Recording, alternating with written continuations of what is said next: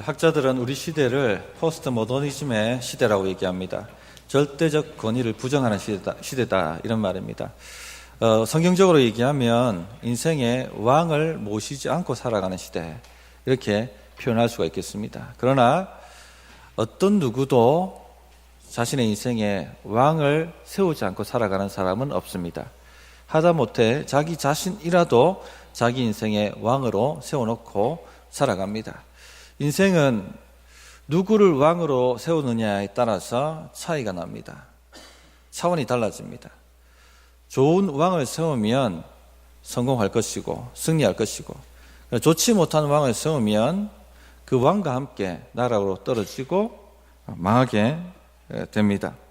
이 나라 권력 서열 1위가 최순실이었다, 이런 말을 들은 적이 있지 않습니까? 최순실을 따랐던 사람들, 이 최순실을 자신의 인생의 왕으로 삼으면 인생이 될 줄로 알았습니다. 정말로. 그러나 그의 시절에는 그게 되었어요. 말한 대로, 탄탄대로였습니다. 청와대 비서관들, 재계서열 1위라는 삼성, 그리고 명문인 이화여대 총장도 그 왕 앞에 벌벌 떨었습니다. 왕이 말하면 안 되는 일이 없었습니다. 승승장구했고 엄청난 부와 권력을 누렸습니다. 그러나 그 왕과 함께 지금은 나락으로 떨어졌죠. 인생 밑바닥이라고 하는 감옥에 들어가 있습니다. 국민적 비난거리가 되었습니다. 이처럼 인생의 왕을 누구로 선택하느냐에 따라서 인생이 확연하게 차이가 나고 달라지게 됩니다. 우리 성도님들은 누구를 인생 왕으로 모시고 살아가십니까? 하나님이시죠? 정답을 우린 다 잘 알고 있습니다. 하나님의 왕으로 모셔야지 인생이 되고 또 삶을 얻고 풍성이 얻는다는 것도 알고 있습니다. 그런데 정답을 다 안다고 정답대로 살아가는 사람은 그렇게 많지 않습니다. 이게 또 인생입니다. 오늘 왕을 달라고 사무엘에게 나와서 요청했던 사람들이 하나님만이 왕이시다 하는 것을 알았던 사람들입니다. 하나님의 백성이었고 하나님의 나라였습니다. 정답을 다 알고 있지만 정답대로 사는 것은 또 별개의 문제입니다. 이 현실 속에 치열하게 살다 보면 영적인 방향 감각이 사라집니다. 그래서 정답대로 살지 못하는 겁니다. 오늘 말씀을 통해서 영적인 감각을 좀 더 새롭게 만들고 우리 안에 누가 진정으로 왕으로 자정하고 있는지를 다시 한번 살펴보고 하나님 외에 왕으로 자정하고 있는 것이 있다면 다 제거시켜버리고 오직 하나님만 다시 붙들어서 마음을 새롭게 해서 다시 결단해서 하나님을 의지하고 살아가는 그런 인생이 되셨으면 좋겠습니다. 그런 승리가 있기를 바랍니다. 오늘 말씀을 통해서 주시는 첫 번째 교훈이 뭐냐면 하나님보다 보이는 왕의 제도 혹은 보이는 왕을 더 의지할 수 있다 하는 것입니다. 사무엘이 사사로 지낸 지 20년이 지났습니다. 나이가 늙고 오래되었습니다. 그래서 저 국경지방인 브엘세바에는 가기가 힘들었습니다.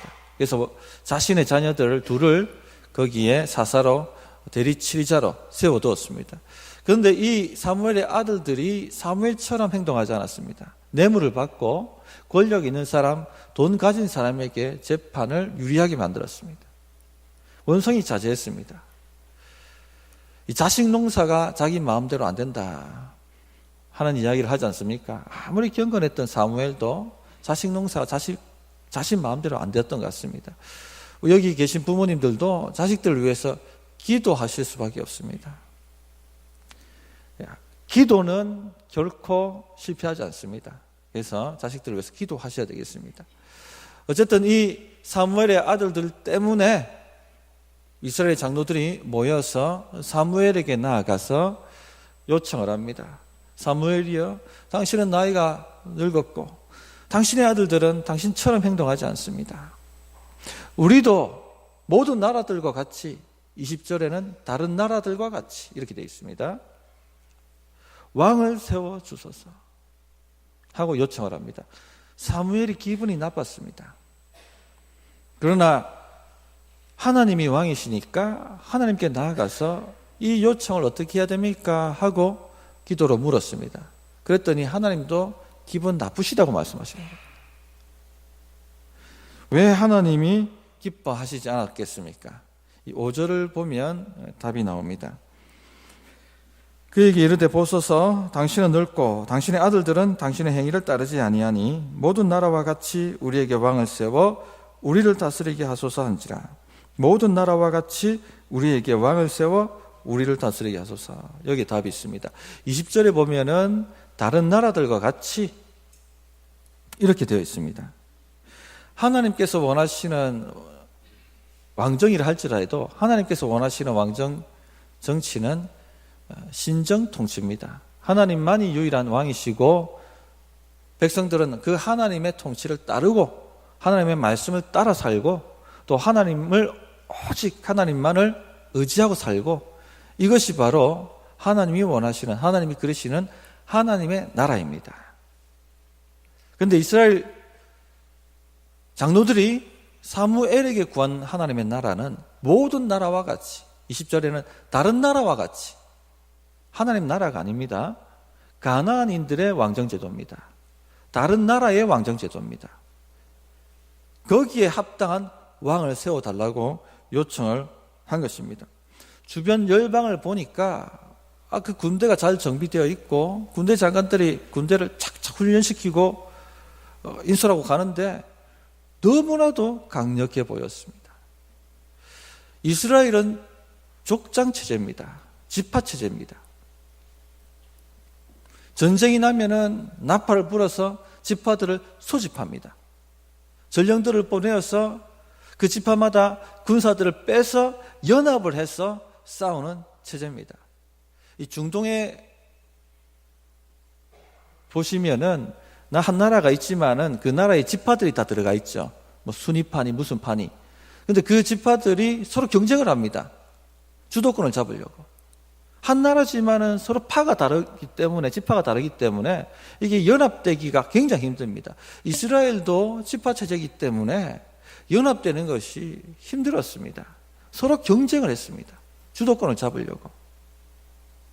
이들을 연합시켜주는 유일한 끈이 뭐냐면 하나님을 믿는 신앙이었습니다. 이들이 유일하게 연합되어서 싸울 수 있는 근거가 뭐냐면 하나님이 우리와 함께 하신다 하는 그 믿음이었습니다. 그 믿음을 가지고 가나안 땅을 정복했고 그 믿음을 가지고 여리고도 무너뜨렸습니다. 하나님만이 왕이 되셔야지 싸울 수가 있는 공동체였습니다. 그런데 가나안 정복하고 사사시대 들어가면서 세월이 지나는데 주변에 이 열방들이 다른 민족들이 다른 나라들이 더 매력적으로 보이는 겁니다. 중앙집권적 왕이 탁 권위를 가지고 권세를 가지고 통솔하고 군대 상비군을 두고 훈련시키고 무장하고 일사불란하게 움직이는 것을 보니까 이건 너무 강력한 거예요. 자기들 보니까 오합지졸 같아요. 모이래도 잘 모이지도 안 하고 늘 티격태격하고 훈련도 안 돼 있고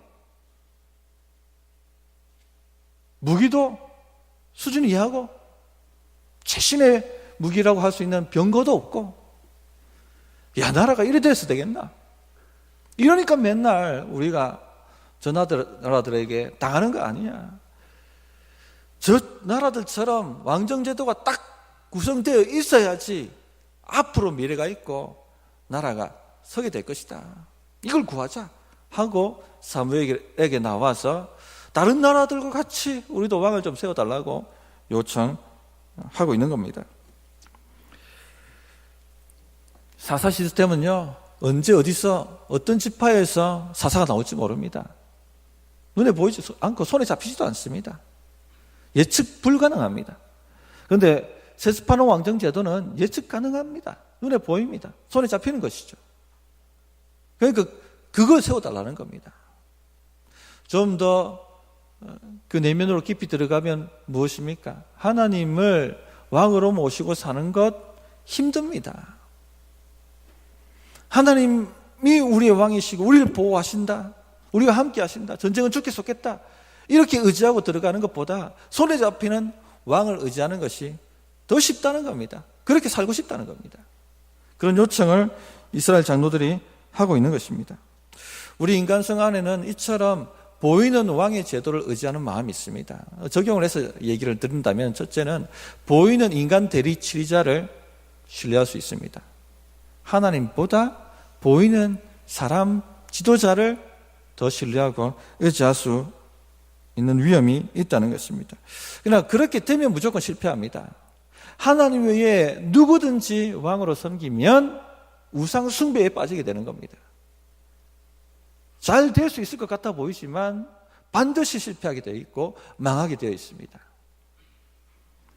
눈에 보이는, 손에 잡히는 실세들, 도움이 될 만한 사람들, 이런 것이 우리의 왕이 되지 않도록 경계하셔야 됩니다.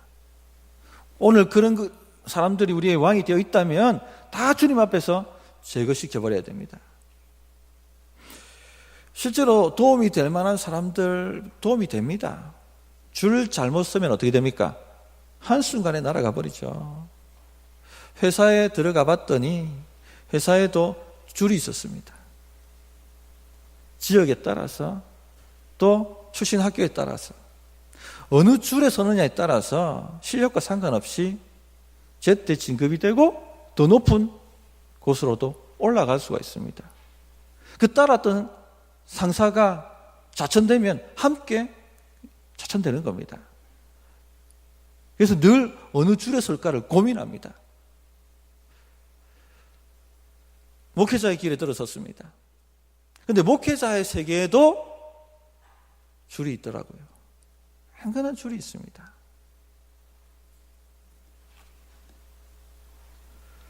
그러나 누군가의 덕을 보려고 기대는 순간 하나님만을 의지하는 믿음은 사라지게 되어 있습니다. 그래서 무서운 겁니다, 이게. 누군가의 기대는 순간 하나님이 왕이시라는 이 믿음이 사라져버리게 되는 겁니다. 사람을 왕으로 섬기면 그 사람의 종이 됩니다. 10절 이하가 그것을 경고하고 있습니다. 부르짖고 기도해야지 주시는 사사제도 언제 어디서 어떤 지파에서 나올지 어떤 방법으로 나올지 모르는 이 사사제도 오히려 눈에 보이고 손에 잡히고 세습되어지는 이 왕정제도를 더 신뢰했다는 것입니다. 가끔 어른들이 제 목사 교계 어른들 찾아뵙고 인사도 좀 드리고 동창회도 좀 나가서 인맥도 좀 쌓고 자네는 좀 그게 안 돼. 좀 그것 좀 해봐. 이렇게 얘기하시는 분들이 있습니다. 저도 압니다. 인맥을 쌓아놔야지 필요할 때 도움이 된다는 거. 그거 모르는 사람이 어디 있겠습니까? 그러나 사람한테 기대면 훅 가버립니다. 내가 안 기대려고 해도요, 기대게 되어 있어요. 훅 가버린다니까요. 자기도 모르게 그냥 가버린다니까요. 하나님 말씀이 뭐라고 말씀하십니까? 인생은 호흡에 지나지 않는다. 인생은 지푸라기에 지나지 않는다. 오직 하나님만 의지하는 것에 인생 걸어보십시오. 하나님만을 왕으로 모시는 것에 인생을 한번 걸어보시라는 겁니다. 되게 되어 있습니다. 두 번째 적용은 제도를 하나님으로 삼을 수가 있다는 겁니다. 즉 왕정제도만 주시면은 다 잘되게 되어 있습니다. 한마디로 방법론이죠. 요즘 대두되는 것이 방법론입니다. 누군가가 성공했다고 하면은 세미나 열고 책 내고 거기에 사람들 몰려다닙니다. 그런데 인생이 그렇게 됩니까? 지금까지 그렇게 되어 오셨습니까? 그렇지 않습니다. 교회도 마찬가지입니다. 교회도 어떤 교회가 이렇게 성공했다 하면 세미나 열고 책 냅니다. 그러면은 막 수많은 목회자들이 거기에 몰려다닙니다. 두 날개가 떴다니까 두 날개 달려가고, 제자훈련 떴다니까 제자훈련 달려가고, 무슨 전도 프로그램 떴다니까 그게 달려가고, 여기저기 그래서 어떤 성도님들은 목사님이 세미나만 갔다 오시면 교회 체제가 바뀌더라. 우리 목사님 세미나 안 갔으면 좋겠다. 이렇게 말씀하시는 분도 있습니다. 이 세상이 기계적이지 않습니다. 세상은 영적인 세계와 긴밀하게 연결되어 있습니다. 또한 인간의 타락과 그로 말미암는 저주가 깊이 있게 뒤섞여져 있습니다. 영들이 역사하고 있습니다.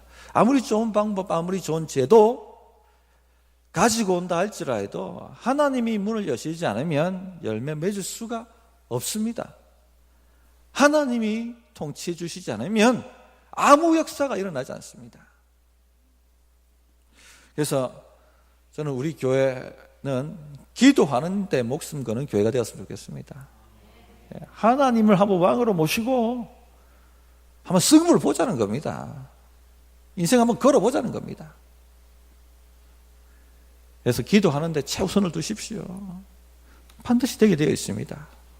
기도하는 영혼이 망하는 거 봤습니까? 죽을 것 같은 문제 구덩이에 들어가도 기도하며 살아 올라옵니다. 사자굴에 들어가도 기도하며 살아 올라옵니다. 기도하십시오. 만사 제쳐놓고 먼저 기도부터 시작하십시오. 그러면 되게 되어 있습니다. 저는 우리 성도님들이 되는데 걸겠습니다. 아멘? 예, 할렐루야. 두 번째 교훈은 우리 뜻에 맞는 왕을 모시려고 한다는 겁니다. 하나님이 왕이시면 누구 말을 따라가야 됩니까? 하나님 말씀 따라가야 되는 거죠. 하나님 명령 따라가야 됩니다. 그런데 지금 이스라엘 백성들이 나와서 다른 나라와 같이 왕 세워달라. 즉 다른 왕을 세워달라는 겁니다. 하나님 뜻 따라가고 싶지 않다는 거죠. 하나님 뜻에 순종하고 싶지 않다는 겁니다. 왜요? 눈에 보이는 번영 때문에. 이들이 다른 나라와 같이 왕을 구한 것은 다른 나라의 왕들은 백성들을 안전하게 보호해주고 또 백성들을 잘 살게 만들어주는 것 같아 보였기 때문에 그렇습니다. 맞다. 우리도 저 세상 왕을 추구하면 안전하고 보호받고 아주 풍성하게 풍족하게 삶을 영위할 수 있을 것이다. 이것 때문에 다른 왕을 달라고 구한 것입니다. 하나님의 뜻 이런 거 상관없는 거죠. 하나님의 신정 통치는 하나님의 뜻대로 통치하는 건데 거기에 별 관심 없다는 겁니다. 잘 먹고 잘 살면 된다는 겁니다. 이런 인간 마음 안에 있는 이런 동기가 예수님이 5,000명 먹이실 때 바로 드러납니다. 우리 하나님의 백성 안에도 이런 마음의 동기가 숨어 있습니다. 이거 참 경계하셔야 됩니다. 예수님께서 5,000명을 먹이셨을 때에 사람들이 어떻게 했습니까? 예수님을 억지로 왕 삼으려고 했습니다. 억지로 왕 삼으려고. 왜 그렇습니까? 예수님이 메시아이시기 때문에? 아닙니다. 떡을 먹은 연고로. 지금도 우리가 대통령을 뽑을 때 가장 핵심적으로 보는 게 뭐죠? 안보. 이 대통령이 우리를 안전하게 지켜줄 수 있는 사람인가? 두 번째 뭘 봅니까? 경제, 일자리. 우리를 안전하게 지켜주고 잘 살고 잘 먹게 만들어준다면 누구든지 왕을 삼을 수가 있습니다. 만약에 그렇게 하지 못한다면 누구든지 왕을 폐위시킬 수가 있습니다. 18세기 프랑스 대혁명 때 뭐라고 외쳤습니까? 빵을 달라, 아니면 죽음을 달라. 가장 우리가 깊이 있게 생각하는 게 경제입니다. 경제. 누가 나를 잘 살게 만들 것인가. 그리고 예수님이 5,000명 먹이실 때 그때 먹고 사는 게 힘들었습니다. 예수님이 5,000명 딱 먹여주니까 완전 다 눈이 이제 뒤집어진 거죠. 예수님 왕이다. 왕이다. 왕으로 삼자. 예수님이 거절하셨습니다. 몸을 피하셨죠. 그리고 요한복음 26장 26절 27절에 이렇게 말씀하십니다. 예수께서 대답하여 이르시되 내가 진실로 진실로 너에게 이르노니 너희가 나를 찾는 것은 표적을 본 까닭이 아니요 즉 메시아라는 표적을 본 까닭이 아니요 떡을 먹고 배부른 까닭이로다. 그러면서 27절에 이렇게 말씀하십니다. 썩을 양식을 위하여 일하지 말고 영생하도록 있는 양식을 위하여 하라. 이 양식은 인자가 너에게 주리니 인자는 아버지 하나님께서 인치신 자니라. 썩을 양식을 위하여 일하지 말고 영생하도록 있는 양식을 위하여 하라. 근본적인 제 문제 해결되지 않고 빵만 가지고 있으면 빵과 함께 썩게 되어 있습니다. 하나님 말씀대로 따라 살지 않으면서 빵만 가지고 있으면 빵과 함께 망하게 되어 있습니다. 인간의 근본적 문제, 죄 문제, 인간의 근본적 문제, 하나님 말씀대로 따라 살지 않는 이 죄 문제를 해결하지 않고서는 인생이 될 수 없다는 겁니다. 그래서 오늘 말씀 7절에 보시면 이 이스라엘 장로들이 다른 나라들과 같이 왕을 구하는 것을 뭐라고 평가하셨냐면 나를 버려 자기들의 왕이 되지 못하게 함이니라. 하나님을 버렸다는 겁니다. 하나님이 왕이 되신다는 것을 거부했다는 것이죠. 하나님의 통치를 거부했다. 하나님께 순종하지 않았다. 내 뜻대로 왕을 세워주십시오. 잘 먹고 잘 살도록. 우리 성도님들, 우리는 정답 아는 사람들입니다. 우리는 하나님을 왕으로 모신다고 고백하는 사람들입니다. 그러나 현실의 필요가 하나님보다 더 눈에 들어오면 살짝 바뀝니다. 하나님의 뜻에 우리를 맞춰 살아가는 것이 아니라 하나님을 우리 뜻에 맞추려고 시도합니다. 이것이 바로 하나님이 우리의 삶에 왕되지 못하게 버리는 행동이라는 것을 아셔야 합니다. 세상 부러워지면 지는 것입니다. 세상이 부러워지면 아무리 신앙 좋은 사람도 살짝 바뀝니다. 하나님을 우리 뜻에 맞추려고 시도하게 되어 있습니다. 제가 설교하면서 제 청년 시절 하나님을 찾고 찾았던 게 잘 살아보고 싶어서, 부자 되고 싶어서, 인생 문제 해결하고 싶어서 하나님을 찾았다라고 말씀드린 적이 있었습니다. 하나님께서 이 문제만 해결해 주시면 다 잘 됩니다. 하나님 아버지 돈 문제만 해결해 주시면 저 잘 살 수 있습니다.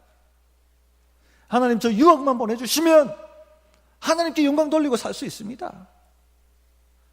하나님 이 사람만 만나게 해주시면, 이 사람만 제게 붙여주시면 내가 정말 잘 살아낼 자신이 있습니다.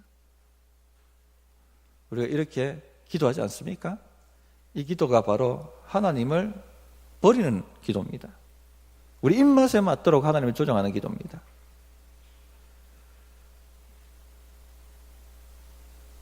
하나님의 뜻에 우리를 맞추고 조정시켜야 됩니다. 그래서 8절 보시면 이것을 또 하나님께서 어떻게 평가하셨냐면 내가 그들을 애굽에서 인도하여 낸 날부터 오늘까지 그들이 모든 행사로 나를 버리고 다른 신들을 섬김같이 내게도 그리하는도다. 지금 왕을 구하는 이스라엘의 태도를 뭐라고 평가합니까? 우상 숭배와 같다는 겁니다.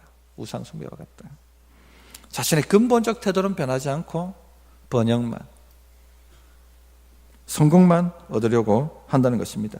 예수님께서 자신을 억지로 왕을 삼으려고 하는 사람들에게 썩을 양식을 위하여 일하지 말고 하나님을 위하여 일하라고 말씀하셨어요. 하나님을 위하여 사는 삶에 우선순위를 두십시오. 그러면 세상이 부러워지지 않습니다. 내가 하나님을 위해 살겠다. 그렇게 하면 세상이 부러워지지 않습니다. 세상 가치를 쫓아가지 않습니다. 우리 신자들의 삶을 출장 나온 삶이라고 생각하십시오. 우리 인생이 출장입니다. 출장. 출장 나오면 어떻게 합니까? 돌아가야 돼요. 출장 끝나면. 출장 임무 끝나면 돌아가야 됩니다. 그 중요한 게 뭡니까? 출장 업무가 중요한 겁니다. 우리로 치면 사명이죠. 출장 나온 것이 아무리 좋다고 해도 거기에 어마어마한 빌딩을 짓고 땅을 막 매입하고 뭐 그렇게 삽니까? 그렇지 않습니다. 돌아가야 되는데 우리도 사명 끝나면 돌아가는 겁니다. 이 땅은 출장 나온 삶입니다.